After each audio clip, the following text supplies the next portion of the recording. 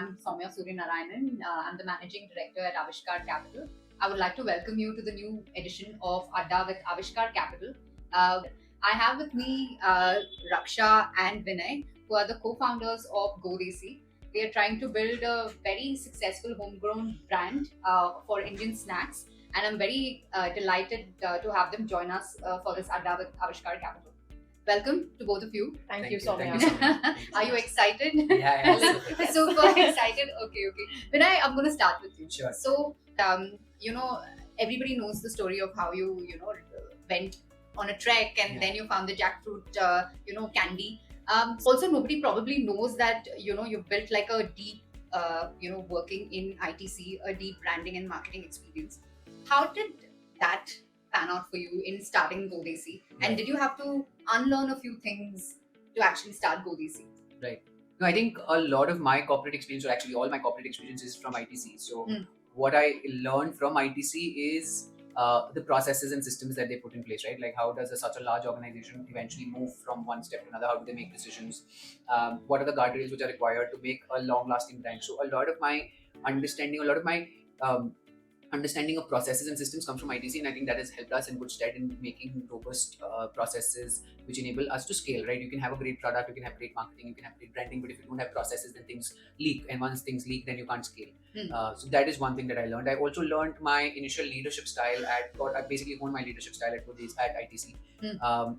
My first assignment at ITC, when I was like 23 years old, I was given reporting structure where around 30 people were reporting into me. So to be able to understand how to build teams, how to manage teams, and how to get work done. It was how to send emails, how to receive emails, how to set deadlines. I mean, all this minute things, small things I learned at ITC, and I think that has kept us at GoDesi being able to understand how to build teams, how to build structure, how to build processes. So I think that's one of the largest learnings that I had from ITC. The thing that I had to unlearn is the pace. Okay. Yeah. So I think the way large org works, because the risk is much higher, is that they work much more slowly. The decision making is much slower. There are a lot of things which are thought through, and therefore they're not iterative decision making. It is mostly one final decision, and then you kind of go and implement the decision. Whereas in GoDesi, we have always worked on iterations. We've launched a product and many times too soon, and then iterated from consumer feedback and got to the best solution that is possible. So that's, I think, one of the biggest unlearnings that I had at GoDesi, at ITC, at GoDesi that I had to do because of ITC. Yeah, so I think that's something I would talk about. Thank you. That's very interesting, actually. Yeah. You spoke about the pace, and you spoke about the processes. Did putting in a lot of processes also hamper or made it slower? No, I think one mantra that we have is that if a process does not simplify the work, and if it does not reduce the actual bureaucratic time, then it is not worth it. Okay. So that's one thing that that I have tried to implement, is that there should not be any process for the sake of a process. It should ease decision making. It should actually fasten the decision making. So if you have good processes, like for example, at what gross margin a product should be launched, and if everybody in the organization knows that, then the decision making becomes much more simpler, because then you're not having meetings to decide, okay, 20% gross margin is good, or 30 is good, or 40 is good. So when you have that clarity, when you have clarity that your product has to beat the competitor product hands down in terms of tasting on all scores, right? And it should be top box heavy, etc. And then those are put in place, then you know, okay, this will happen. When you have processes saying that, okay, this is a cash burn which is okay within an organization, so you don't have to do those back and forth between your functional leaders. So decision making is not centralized; it's much more decentralized with those guardrails in place. So I think a good process always improves and fastens the decision making, versus processes in large organizations where it becomes hierarchical, and that's what I talked about unlearning, right? Like a lot of times they are put in place because of lack of trust, or there's a trust deficit in the system. Whereas if processes are put in place with entire first principle of simplifying the entire business, then that kind of makes sense. So that's how we have approached it. Makes sense. So, when Vinay came to you with that story, and you were working in the not-for-profit space, right, at that point in time. So how did the whole idea of, creation of livelihoods, rural livelihoods come about? And it also sort of ties in with what Avishkar, believes in, right, in terms of creation of livelihoods, local jobs and livelihoods. Yeah. So how did that whole piece tie in, Raksha?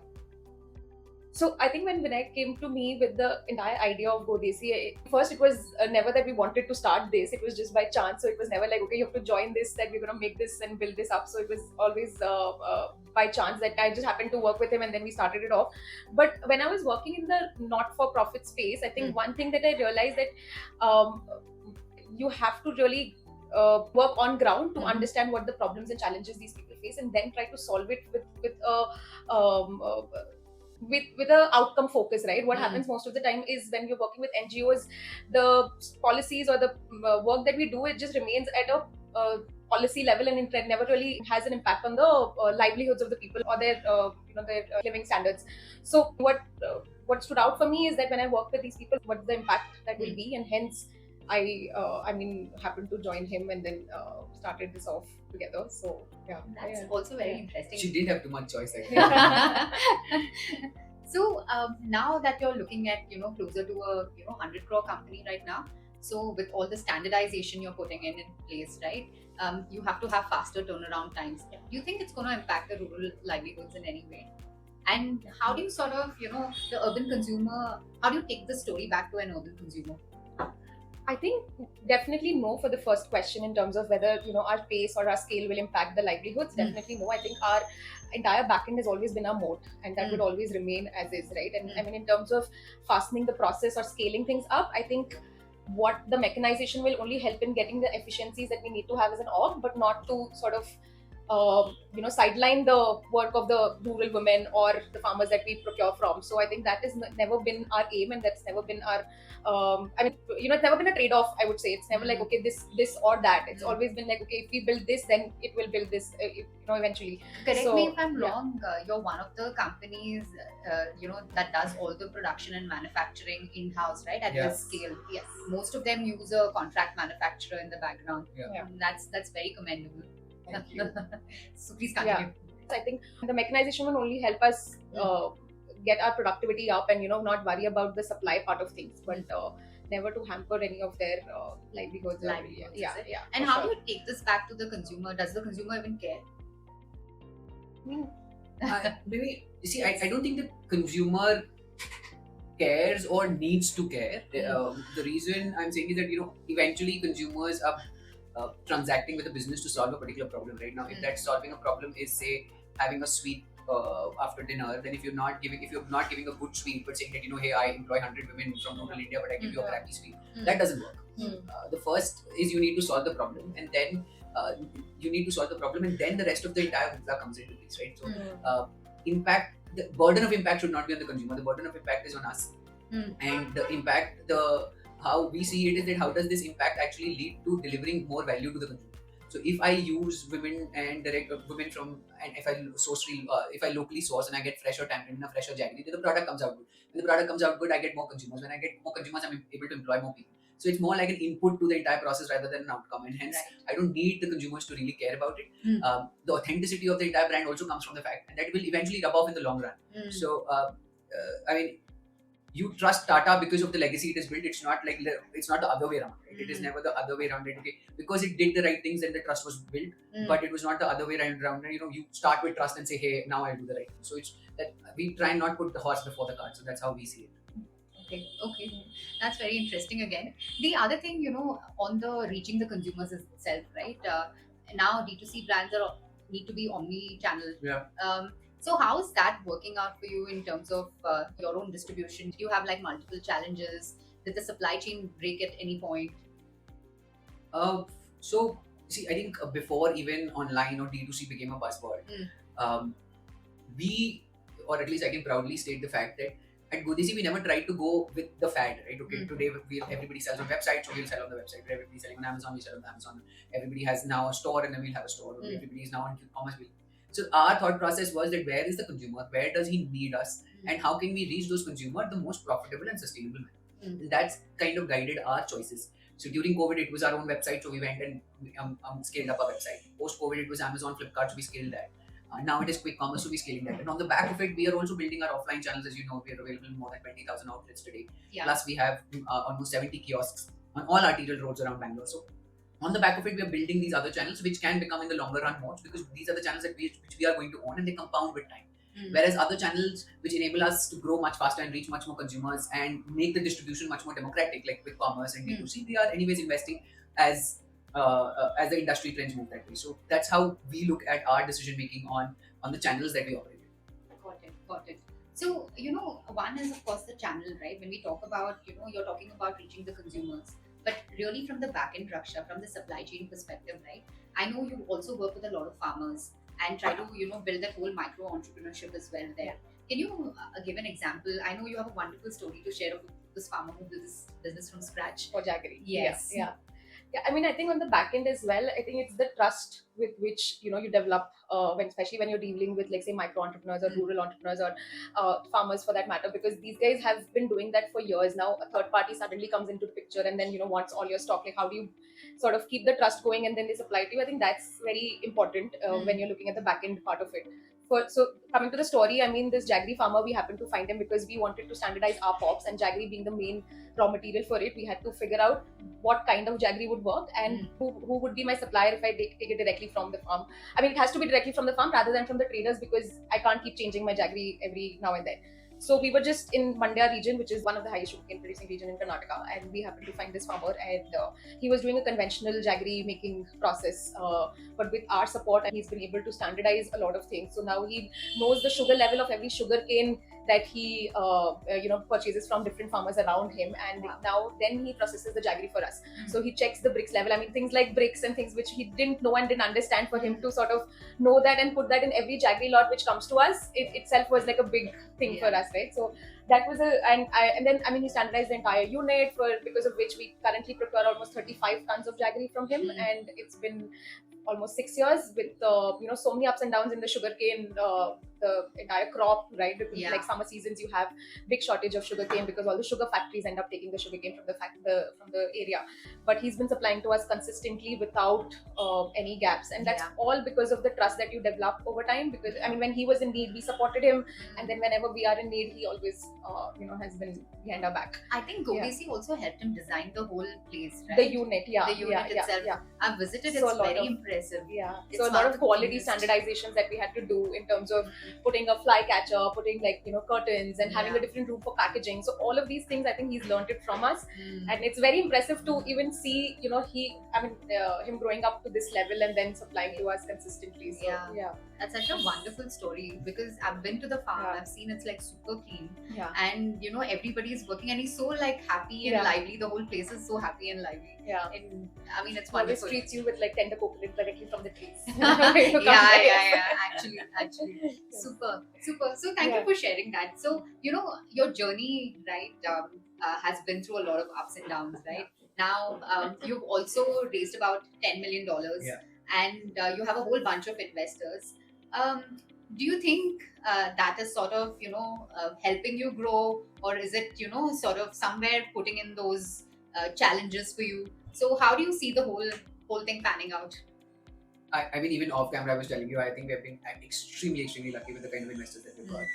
Each investor has brought something to the table which the earlier investor had not. I mean, our earliest investors have backed us even till date, right? So people who came in 2019, 2020 have participated in every subsequent round.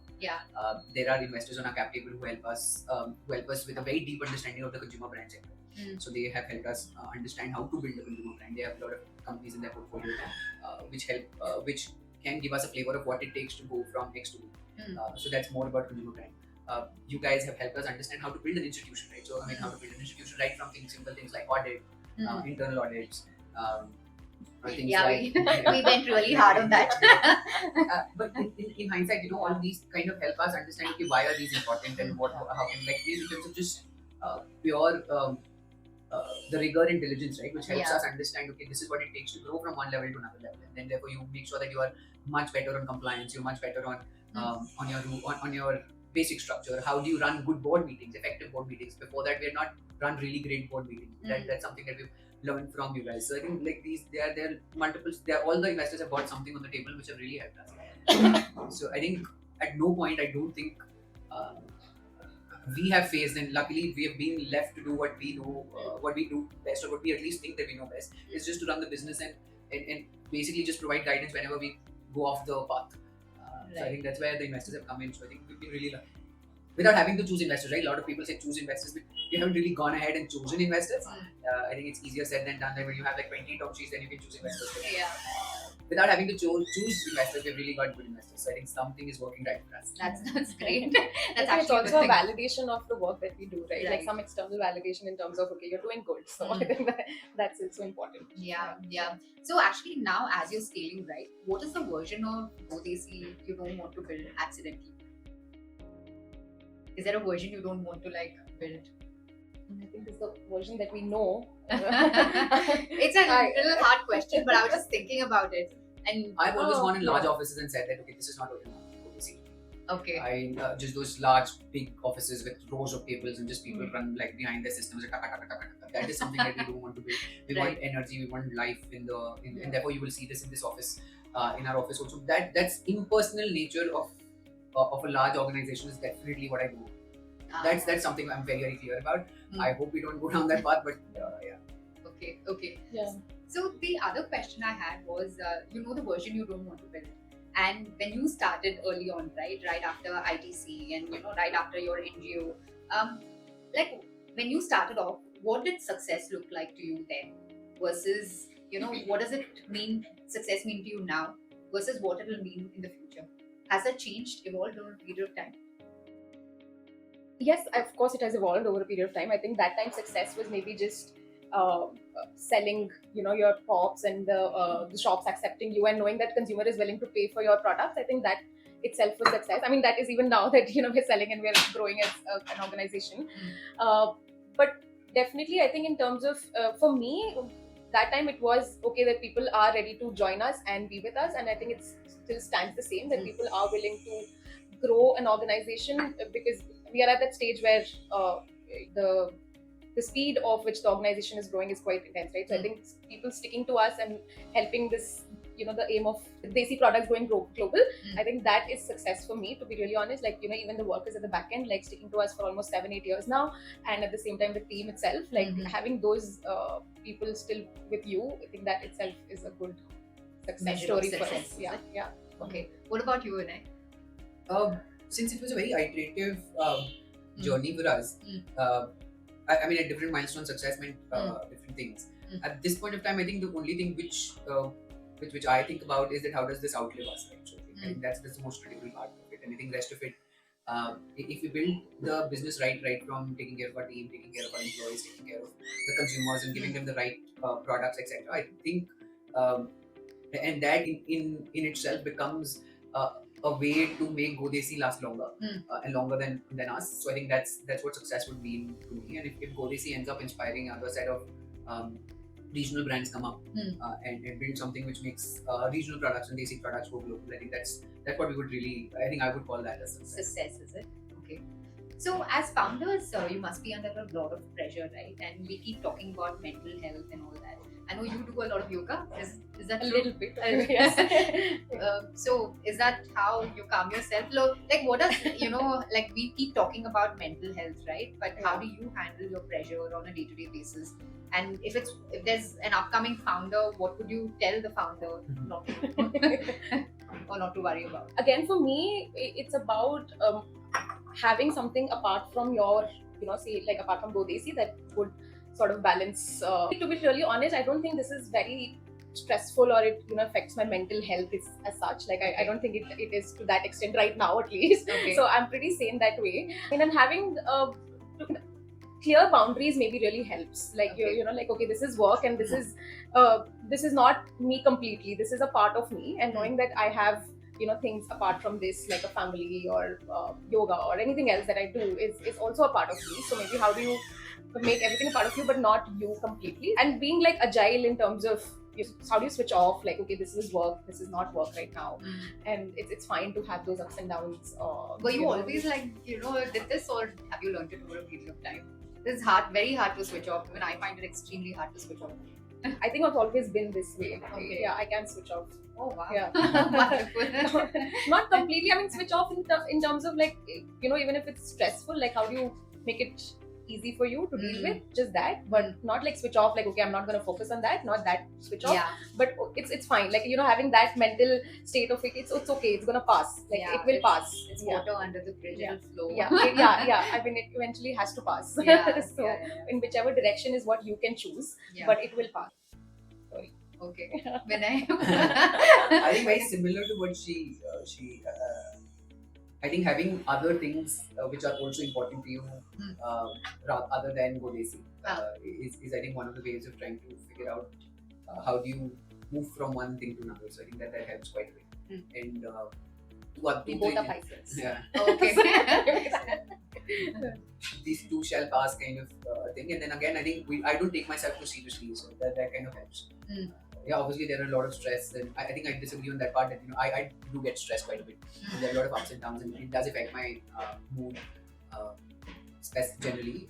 But I think over a period of time, I figured that the highs are like crazy high and the lows are crazy low. So there's no. The problem with entrepreneurship is that there's no flat line, right? So it's like always ups and downs. Yeah. So I think if you kind of get used to it, then you don't get super excited when something really great happens, and you don't get super mad when something really bad happens.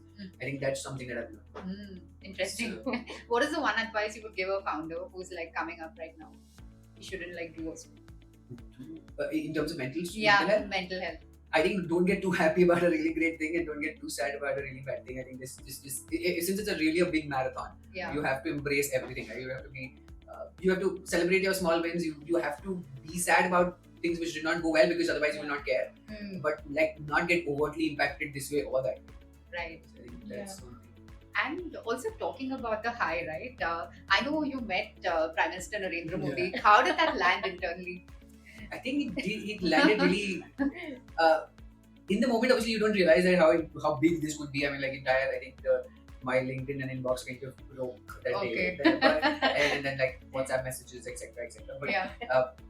yeah, it was difficult to process. It was really proud moment for the entire team. I did not know the team would be so proud. Because I think I remember people putting it up on their screens. Raksha was sending me messages that then as soon as mine and PM Modi's image came on the screen, everybody was super excited. And when the day I walked in, everybody was like, "Wow!" Clapping and all of that. So it was a big celebration. So I didn't realize that it would mean to the team so much. Right. Sometimes you realize that you're building a business, but a lot of what you do for Godesi also means a lot. Even our Shark Time episode, I never realized that why would the team get so excited? But the team was super excited, and similarly for other things. So I think that gave me more joy than that act of meeting, which is the fact that everybody was so excited about it.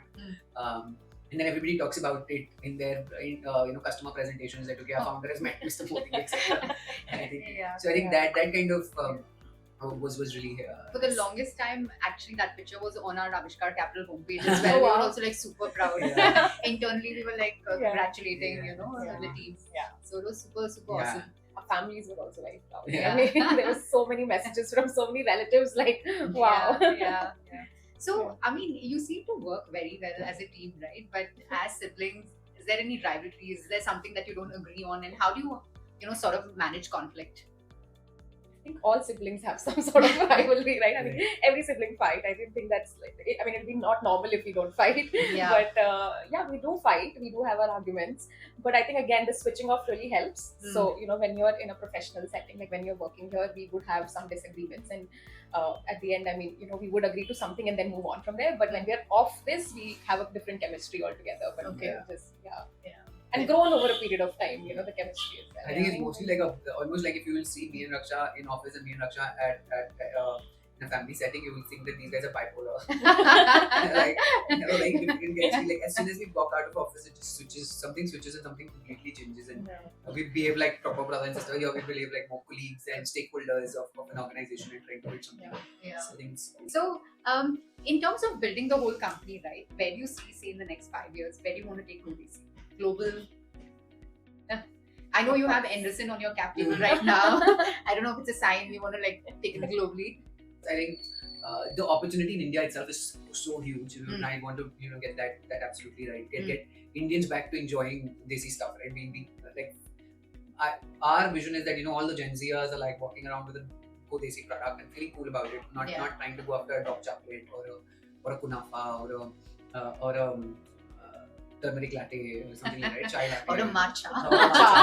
Chai latte. So how do we get them to come back to us, to the roots, and feel proud about it? I think that's the first vision. I think, Right. I think all other metrics, revenue, profitability, I think will take care of itself if we get this right. We solve the right consumer pain points and consumer problems, and deliver the products in the way that they would really like to consume. So my personal goal. Obviously, revenue numbers and numbers are important, but those are, I think, are more an outcome than just an input. So that's why we would like. I would like seeing Go Desi. I don't know. Raksha loves to see Go Desi outside India. Outside Yes. India. Yeah. I mean, I would love it, of course. Yeah. I think that is one of my wish, of course. Like, you know, we go global and we sell Yeah. our products everywhere. A lot of Indians abroad also. They must be feeling nostalgic every time they Yeah. have their Ivli. No, we do get messages from our friends who take our products abroad, and then they, you know, they share it with their friends and people over there, and then they're like, oh, you know, when are you going to start selling the products over here so that we can buy this more often? So Yeah. for sure, that would be one of the aims. Wonderful actually. So I think those were like broadly the questions I had for you, right? I mean, it was lovely understanding your journey. Now I have a bunch of rapid fire questions actually. So you have to give me just one word answers, huh? Okay. Done. So one desi snack you can never say no to. For me, it'll be samosa. Samosa, Vada pav. vada pav. And one you think that's overrated. Bhujia is too overrated. Bhujia. I love bhujia. I think masala puri. Oh my god. I You know, love that's masala. actually a very Bangalore thing. I Yeah. know. Yeah. This, No, I masala puri agree is with not that. outside. Yeah, so masala puri is my favorite, but yeah, okay. It could be overrated. The worst business idea you've received, but you followed it.